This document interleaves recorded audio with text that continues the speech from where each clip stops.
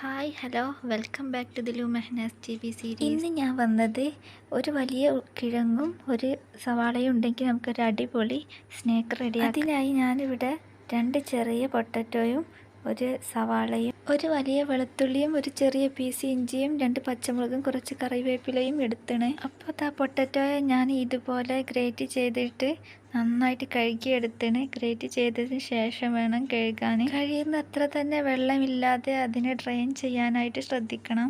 ഇനി നമുക്ക് അതിലേക്ക് നേരത്തെ എടുത്ത് വെച്ച ഉള്ളിയും ഇഞ്ചിയും പച്ചമുളകും കറിവേപ്പിലയും എല്ലാം അരിഞ്ഞിട്ട് അതിലേക്ക് ചേർത്ത് കൊടുക്കാം. ശേഷം കുറച്ച് മസാലപ്പൊടികൾ കൂടി ചേർക്കാം.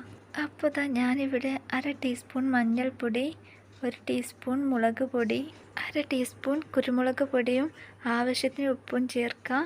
ഇനി ഈ മസാലകളൊക്കെ അതിൽ പിടിക്കുന്നത് വരെ നമുക്ക് നന്നായിട്ട് തന്നെ മിക്സ് ചെയ്തെടുക്കാം.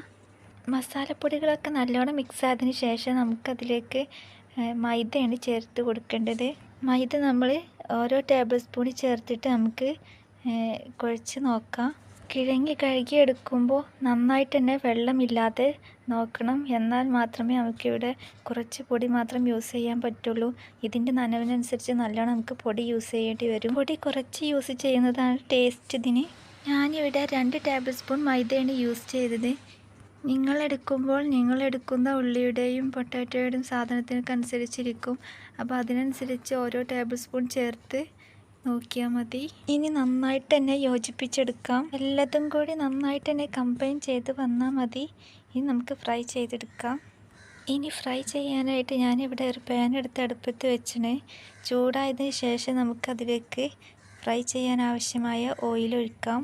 എണ്ണ നന്നായി ചൂടായതിന് ശേഷം നമുക്ക് കുറച്ചായി ഇങ്ങനെ ഇട്ട് കൊടുക്കുക. മീഡിയം ഫ്ലെയിമിൽ വെച്ച് ഫ്രൈ ചെയ്താൽ മതി.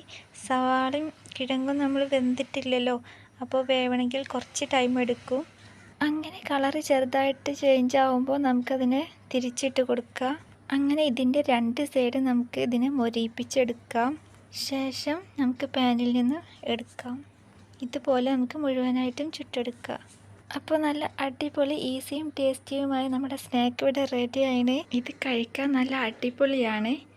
കാണാൻ ഉള്ളിവടയുടെ ചേട്ടനും അനിയനും ഒക്കെ പറയാം. അപ്പോൾ വീഡിയോ ഇഷ്ടമായാൽ ലൈക്ക് ചെയ്യാൻ മറക്കല്ലേ. അടുത്ത നല്ലൊരു വീഡിയോയുമായി വരുന്നത് വരെ താങ്ക് യു. Bye bye.